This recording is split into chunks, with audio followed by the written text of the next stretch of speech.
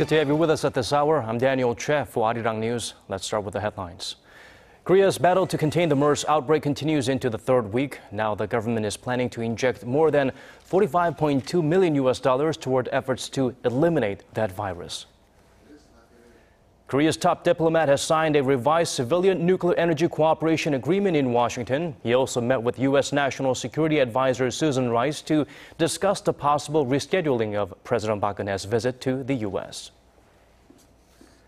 As the ruling Saenuri Party vows to unilaterally push for a parliamentary vote on the Prime Minister nominee's confirmation, the opposition argues that such a move would be equivalent to abandoning its legislative duty. We start with the Middle East Respiratory Syndrome, or MERS, outbreak in Korea. 3 more people died earlier today, bringing the MERS death toll in Korea to 19 with 154 confirmed cases. For details, let's go straight to our Kim Ji-yeon standing by at the NewsCenter. Hello, Ji-yeon, can you fill us in on the latest? Well, Daniel, no new deaths have been reported this afternoon, but details about the newly confirmed patients have emerged. A senior official at the Jungbu Regional Tax Office in Suwon, Gyeonggi-do province has tested positive for the virus after visiting the Samsung Medical Center in Seoul late last month. Also, it's been found that about 3 out of the 4 new confirmed patients announced earlier this morning were not under quarantine or isolation.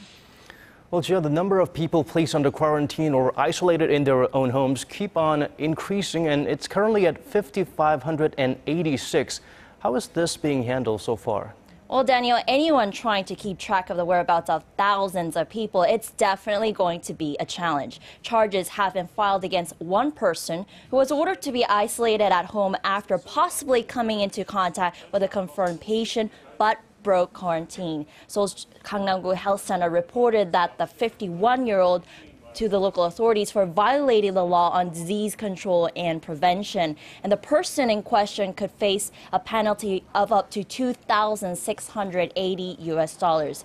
And also, a Foreign Affairs Ministry official says that fewer than 10 foreigners of the 20 to 30 who are told to stay isolated in their homes in Korea have already left the country. It's intriguing, to say the least, on how some people managed to leave the country when they were supposed to be in quarantine. Now, how many foreign patients are confirmed so far, and how is Korea dealing with this situation? Well, the health ministry is asking for the full cooperation of those placed under quarantine or isolation as part of efforts to contain the virus. It also says that it's sending a list of foreigners who may have contracted the infection to their respective countries as well. Up until now, one foreigner, an ethnic Korean Chinese immigrant, was confirmed for the virus last week. And in Korea, translation services for foreigners believed to have contracted the virus are also being provided. And foreigners who live in Korea but who have tested positive for the virus will be eligible to receive the same amount of medical and financial support from the government as Korean nationals. Earlier today, the government said it would provide more than $45.2 million for medical equipment as well as support for medical personnel and emergency service workers. Back to you, Daniel. Thank you for that report, Ji-yeon. Moving on. There is no cure or vaccine for the MERS virus at this moment, but health authorities in Korea think they've found a way to treat it. The results, only time will tell. Our Shin Se-min tells us more. Patients 35 and 119, both of whom are in their 30s, have both received injections of an anti-serum comprised of antibodies and donated blood from 2 people who beat the virus. The Health Ministry's MERS control tower made the announcement Tuesday and said the patients are being monitored closely. The method has been used before, but not widely, and it's the first application of the immunotherapy for MERS in Korea. Scientists believe that the amount of antibodies in the blood of the survivor is greater than in others, leading to the use of this kind of immunotherapy for MERS.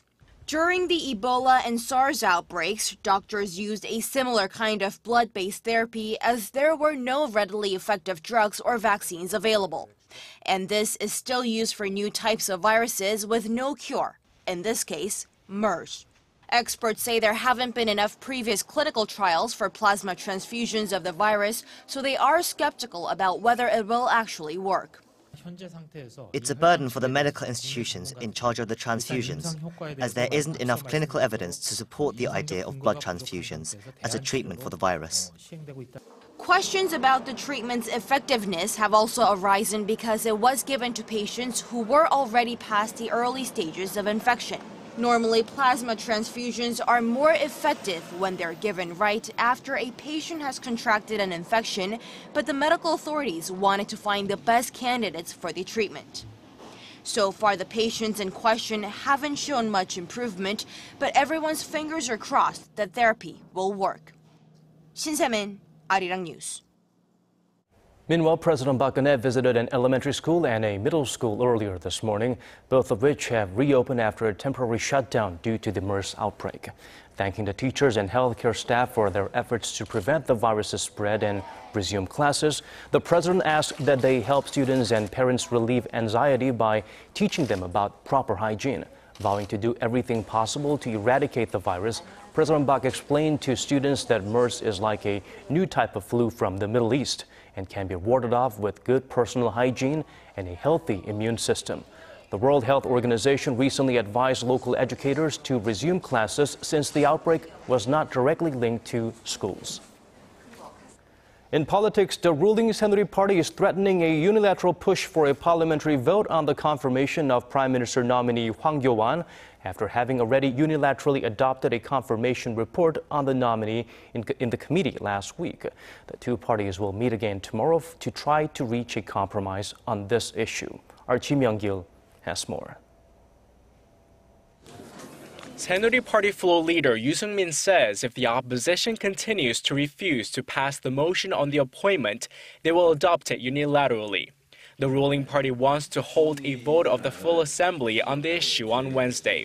Saenuri floor leader Yoo Seung-min has urged party members to be on standby for a possible voting session. The main opposition New Politics Alliance for Democracy continues to object to Hwang's nomination, saying he is unfit for the job.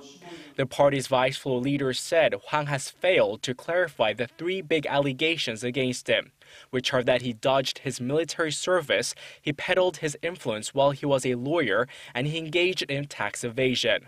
The NPD said if members of the Saenuri Party push the motion through unilaterally, then it will be like it was abandoning its legislative duty.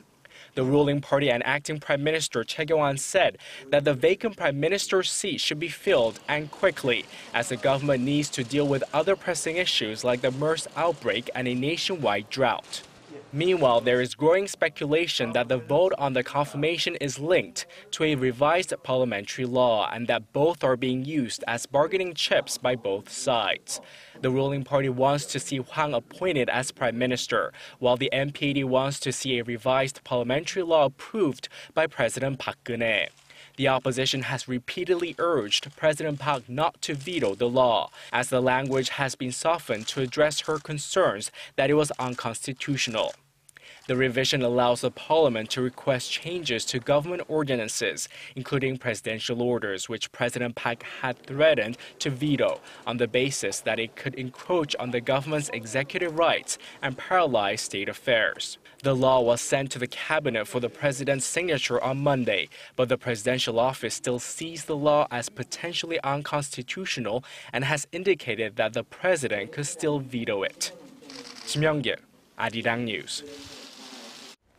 In other news, it was many years in the works, but South Korea and the United States finally put pen to paper on their updated nuclear energy cooperation pact. The deal still needs to undergo a lengthy review process by the U.S. Congress, but it's expected to take effect by the end of this year. Our Hwang Sung-hee has this report.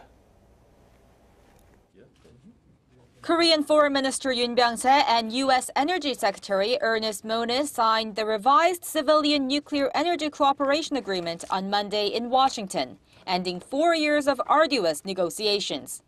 While the new deal, updated from the existing 1974 pact, still bans Seoul from reprocessing and enrichment, it allows Korea to research a new technology for recycling spent nuclear fuel and to make low-level enriched uranium with U.S. consent.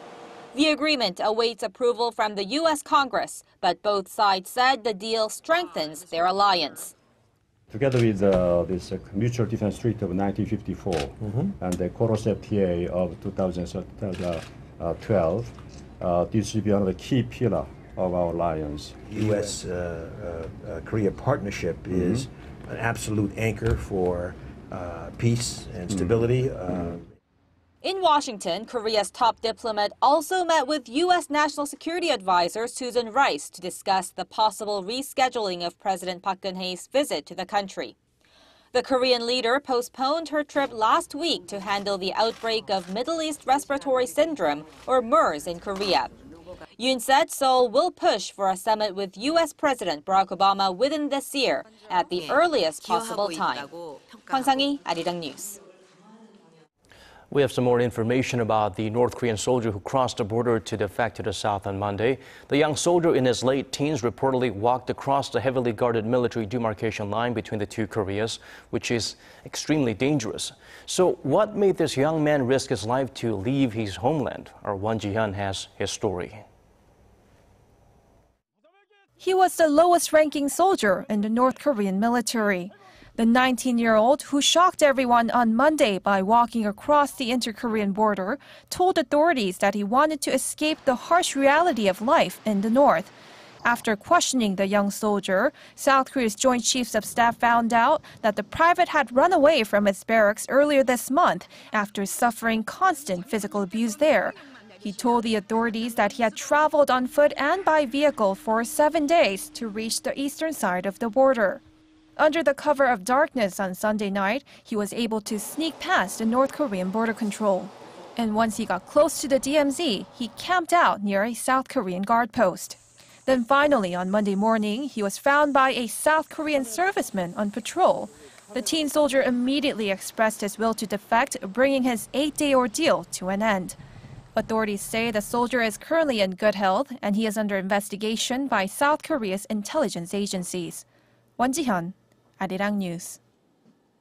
Now to some mixed signals coming out of North Korea. Pyongyang expressed a willingness to hold fresh talks with the South on Monday, but that conciliatory tone contrasts with the actions of leader Kim Jongun, who observed a nighttime firing drill by Navy warships and ground artillery subunits.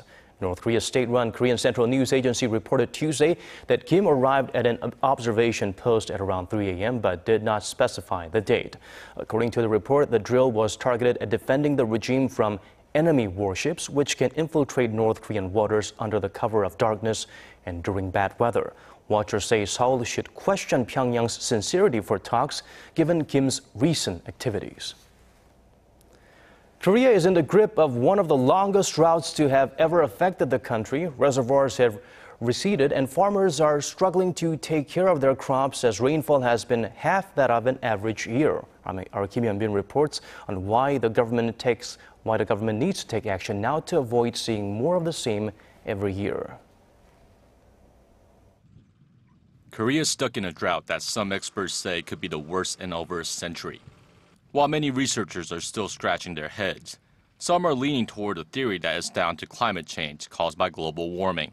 The Korea Meteorological Administration said Tuesday that accumulated rainfall in Seoul, Gyeonggi-do, and Gangwon-do provinces from the start of the year to mid-June was half that of an average year.